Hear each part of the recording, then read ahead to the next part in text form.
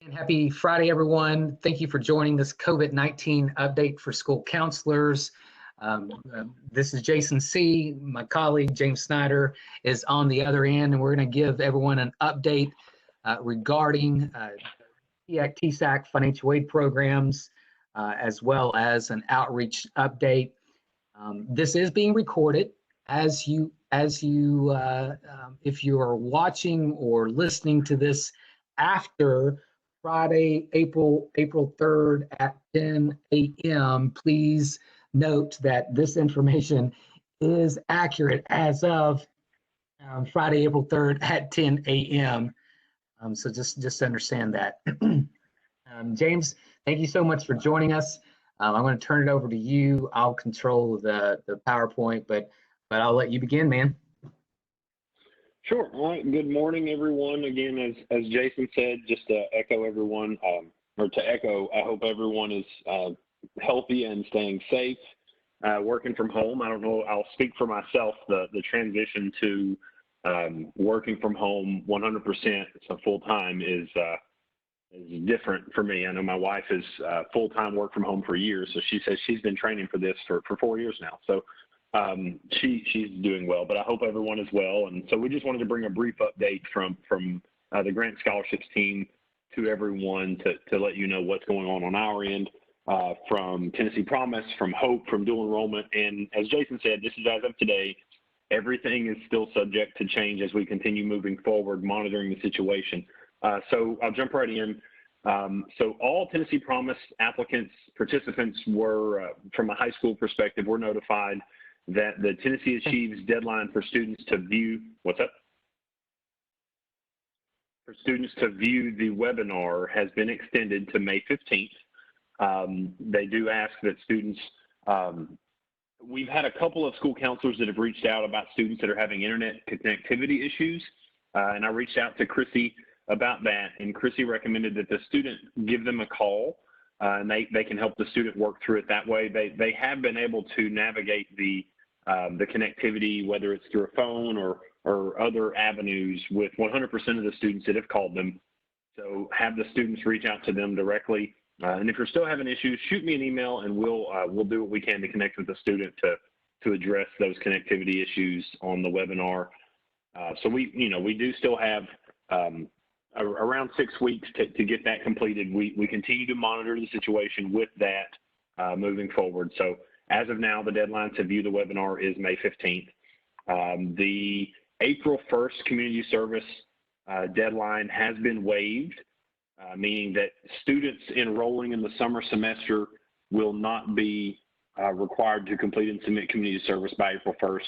This primarily impacts our currently enrolled students, but if you have a student looking to attend a TCAT that is able to enroll in the summer term, this would impact that student. So let's say you have a TCAT student that is offered a seat in that summer term, that student should absolutely jump in and take advantage of it because there's no community service requirement. Okay, so that primarily is, I guess, the largest number of students that will impact is the currently enrolled population, but you may have a few. I think we typically have 50 to 100 students across the state that impacts from a high school perspective. So just as an FYI for you guys, in case one of your students is in that population.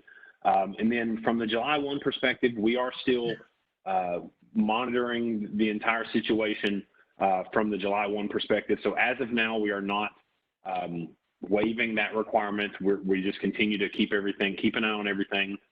Historically, and we don't say this crass or jokingly, but historically, our population of students for the July 1 deadline waits until about June 15th to do it anyway.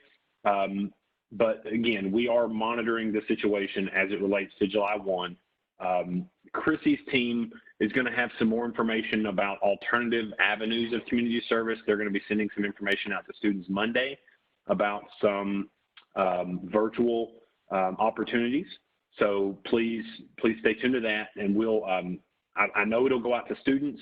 I believe it's going to go out to mentors and our education partners as well. If not, I will get the email Monday, and I'll get with Jason and Troy to get that information out to you guys. So if you, that way you could also share it with your students about virtual opportunities for job shadowing and or community service. Again, as an alternative, we know that we are in interesting times, to say the least, and so we're doing what we can to modify and best serve our students. So stay tuned on that front as well. Okay. We'll absolutely. Slides, yeah, and James, while I click to the next slide, step why a few of you are saying, Jason, James, can't hear you. Guys, forgive us. We're still learning WebEx as well. You should either have a mic icon option that gives you the ability where you can tell WebEx to call you, or as a reminder, this will be recorded, it will be shared, and so just again, guys, thank you for your grace, and just bear with us because we're all learning this new technology as well. James, back to you. Sure, and I saw a question that a question of students receiving the confirmation email about the video, the webinar, and I reached out to Chrissy about that the other day. Students should receive a confirmation email the morning after viewing the video. So just as an FYI there, and if they for some reason don't receive the video, shoot me a message. We're actually getting data literally each afternoon, and we're updating it that night. So your reports in eGrants, your Tennessee Promise reports are valid as of 3 o'clock the afternoon prior. Okay, so we're up to date. Within 3 o'clock every day, I get a list from Tennessee Achieves. It's loaded by usually 7 o'clock at night. So the next morning you can pull that report and see the students who have successfully viewed the video, if that helps. But don't hesitate to email me or your Tennessee Achieves contact if you have questions. So from a HOPE and a dual enrollment perspective, we're continuing to monitor the situation specific to HOPE, specific to the dual enrollment grant. One of the most important things is that the state board is actually meeting on the 9th of April. So it's, I guess, next Thursday, I believe it is. Yes. Yeah, they're meeting next Thursday, and a couple of the items are specific to GPA calculations and GPA reporting that will impact the HOPE scholarship. And so we'll, once more information is available, we'll do our best to share that in a, as timely a fashion as we can. Once we know more, you will know more, whether it's through State Board of Education communications or through our outreach team and Troy's team sharing it to you as well. And then one other note, the Ned McWhirter Scholarship Program selections should be made by the end of April. Kathy Stripling, our program coordinator for that, is working diligently through all the paperwork and kind of getting all of that finalized. And then the selected students will be notified, and as traditionally, Jason's team will get that information out to y'all as soon as we know more, to then share, to give you the information so that if students for some reason don't see it from Kathy, then they can hear it from you as well, okay? And I'm gonna roll through the questions myself to see if there are any other questions that you guys have. It looks like there are about 25. I don't know if Jason is, let's see. Yeah, if you will, and you're in, yeah, you monitor that for now. Since I have the presentation in presentation mode, I'm afraid I'm going to break something if I stop it. So. Yeah, and as I think one of the question about the confirmation email, if the student didn't get the confirmation email but they are on your list as having completed it, give that student a thumbs up that they're good, and that confirmation email probably went to their spam, but if it's in eGrants and it's on your report, that student is good to go. Okay. James, go ahead. James, I'll interject here and say I pretended to upload the Tennessee Promise report instructions via the WebEx, but guys, after this, once the recording is available, my team will send the recording out to all counselors, including instructions reminding you how to pull that Tennessee Promise report that James alluded to, where you can monitor who's satisfied the Tennessee Achieves webinar or not. So just FYI. And again, for some of you, again, I pretended to upload it, part of the WebEx materials. Again, just learning this right now. So some of you may already have it. but we will resend it out when we send the recording.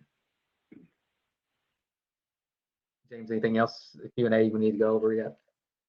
It doesn't look that way, so I'm good. I think that's all the updates from me, and I'll sit here quietly and I'll try to man any questions. I'll interject as you move forward if there is a question that we need to address. Okay. Awesome. Sounds good, man. Thanks.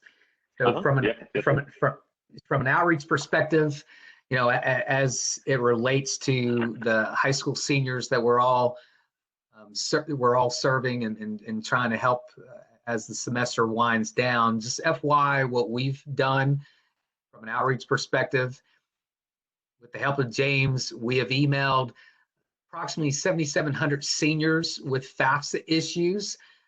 This actually began about 6 weeks ago, and 3 weeks ago, we re-emailed the seniors we had not heard anything from, just kind of as a reminder, heads up, you have an issue with your FAFSA. If you need help, you know, contact quote unquote me, whether that's, you know, Erica or Annie or Felicia, whomever the outreach specialist sending the email was.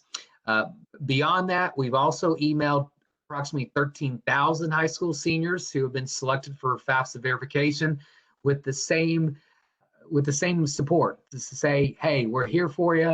If you need help navigating the FAFSA verification process at your prospective college, you know, let us know. And then last week, or I should say, forgive me, this week, we have begun emailing approximately 600 seniors who we have identified as potentially eligible for TSEA, but they simply indicated that they were a graduate student on the FAFSA, and that's what's causing them not to become eligible at this point in time. So we have begun emailing, again, an additional 600 seniors to walk them through what they need to do to fix their FAFSA to potentially gain TSEA eligibility, assuming funds are available. Beyond that, counselors, you were emailed, I guess 2 weeks ago now. Outreach specialists have established virtual office hours. These are for anyone, specifically the ones that we have set. For example, I have set office hours on Monday and Wednesdays from 2 to 3 Central Time, and on Tuesdays and Thursdays from 8 to 9 a.m. Central Time. Those are my set office hours specifically for counselors and educators, administrators, etc. However, with WebEx, we're learning this is our way of connecting with parents and students, helping them with FAFSA issues, verification issues, where they can share their screens with us and we can instruct them, click here, click there, do this, do that to resolve these issues.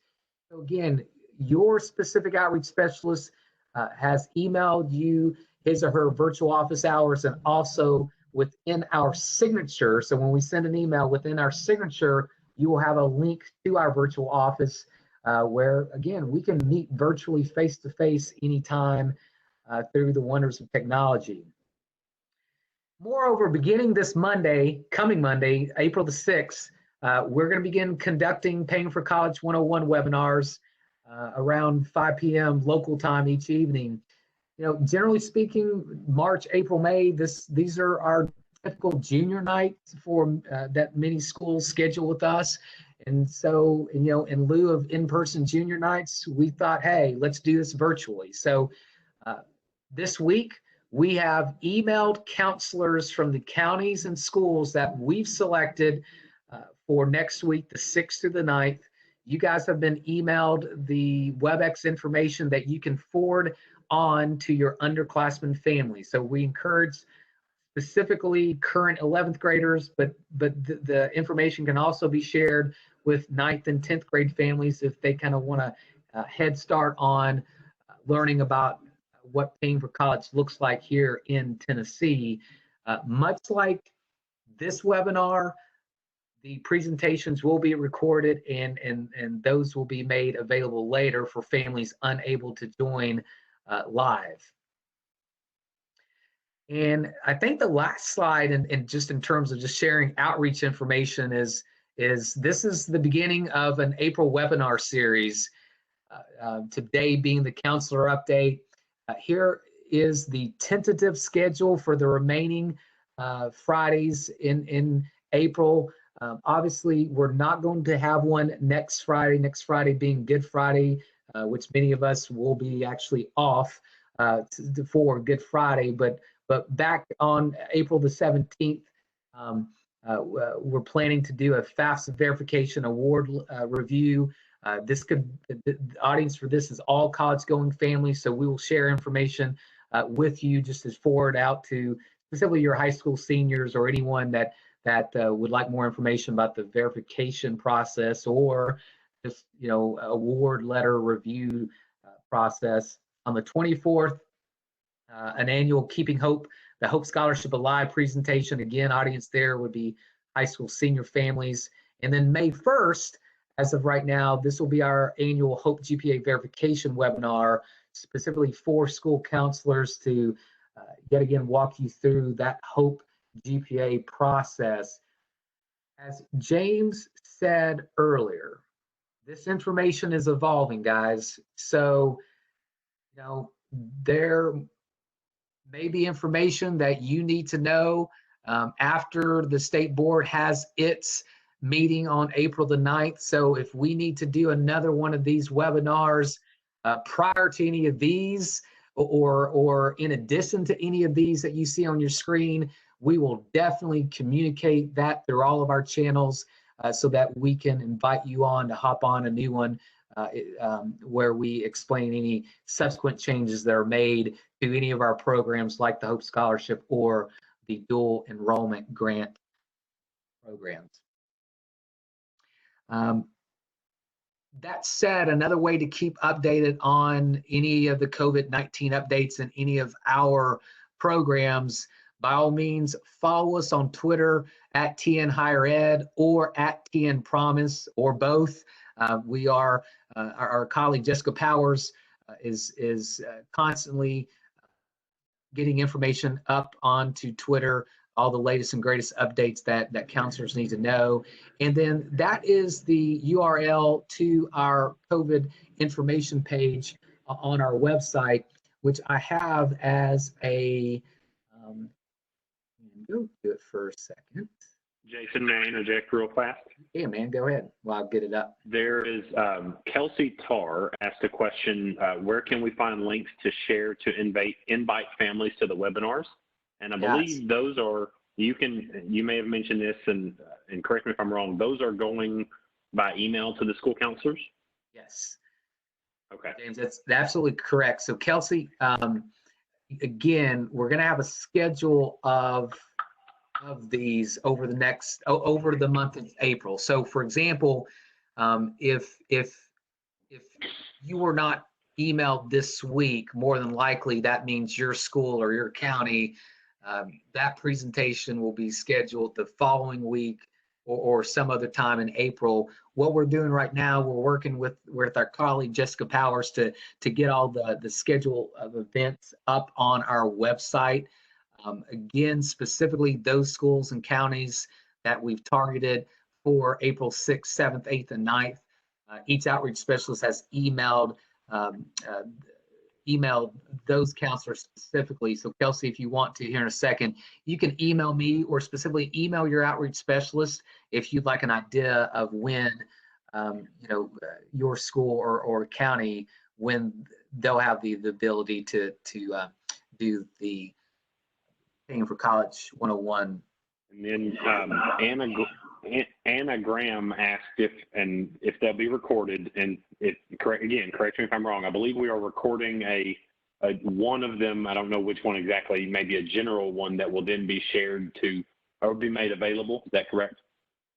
Yes, James, that's correct, and Anna, that is correct. That so in other words, once we record can I call it the pristine edition of the presentation?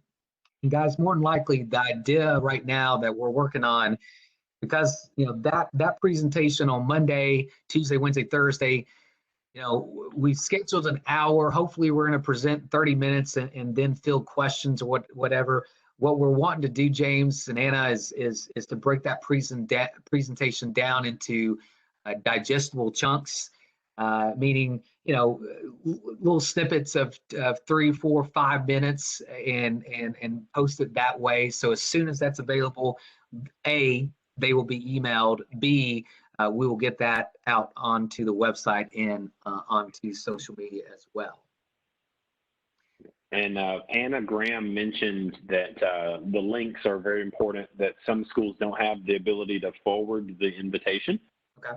So maybe making a link available, however we need to do that, would help her in her school district at the very least. Yeah, and Anna, that's great communication. We've Annie, our colleague Annie, received similar communication this morning from one of her counselors. Guys, that's what we need to hear. Thank you again for all the grace that you're going to extend to us, because this is obviously a new undertaking. So what I think the plan's going to be is get those links up onto our website, and where families can go and just click on those. And again, worst case scenario on this is they're going to be recorded and then made available later as well. So, Anna, that's great feedback. James, I'll jump in just for a second to say, guys, right now you should be seeing our example of Tennessee.gov/college pays, and also on the tn.gov TEC website as well. All of our connected websites, you will see, these red and whether that's a yellowish or a goldish bar that says COVID-19 campus and financial aid information.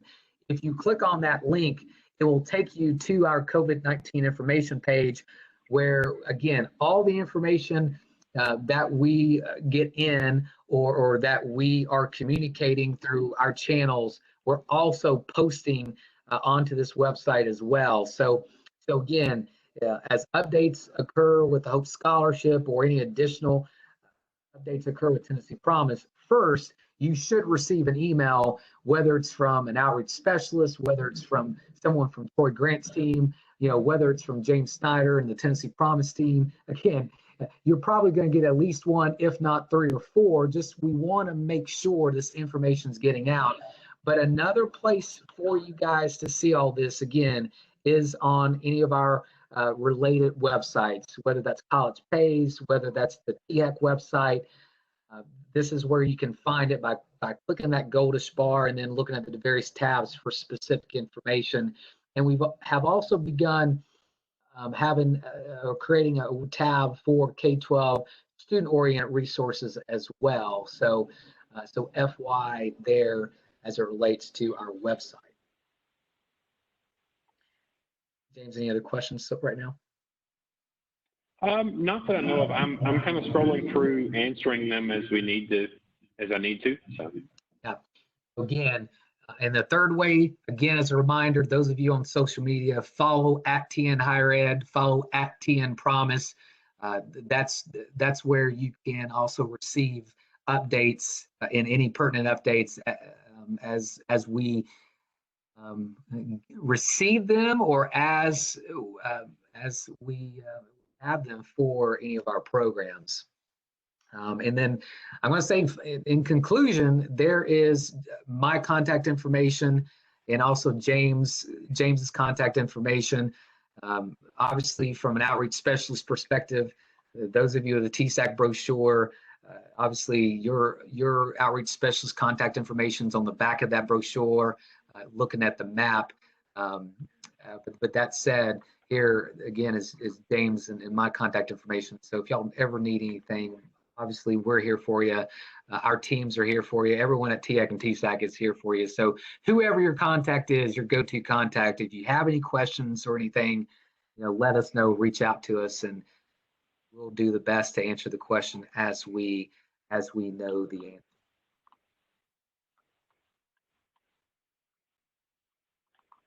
All right, James, that's 10:26. Look at us. I know, right? I'm still kind of flying through some of the questions that are popping up. Okay. May I real quick? Missy Miller asked a question about virtual opportunities. that I mentioned earlier in the conversation. Additional information will be coming out to the students by email, and then if it doesn't come to school counselors, we will make sure that that information gets out to you guys. I don't know a lot of specifics just yet, so I was intentionally vague because I haven't seen all of the details yet. I know that more information will be coming Monday, so if you would, please stay tuned. We'll, as soon as we know more, we will share more, okay? James, I put our contact information back up because there again, I was multitasking and I may have failed to share that just a bit ago. So there's our contact information one more time. Perfect. Okay. As you exit this here in a bit, there may be a post survey. And those of you that have questions, again, guys, I would encourage you, if you have questions that, as James, thank you so much for doing this, but as James is going through the Q&A and answering some of them, if something was not answered, again, email myself and James or your outreach specialist, or again, your go-to TSAC contact and pose any question that you have that needs to be on our radar if it's not something that we've already considered. So again, there's our contact. James. Yeah, that's all I have. I appreciate you guys joining us, and I appreciate Jason letting me hop on and, chat for a while. Absolutely. Now this is fun. So let the record show that James and I are capable of doing a short presentation. Seriously, happy Friday. Guys, to everyone, please be safe, stay well, social distance, all that good stuff. And again, continue checking your emails, continue emailing us if you need anything. But again, if we need to do one of these in the upcoming weeks, obviously we will let you know, and we look forward to talking to you then. So guys, happy Friday. Have a great weekend. We'll talk soon. Thanks, James.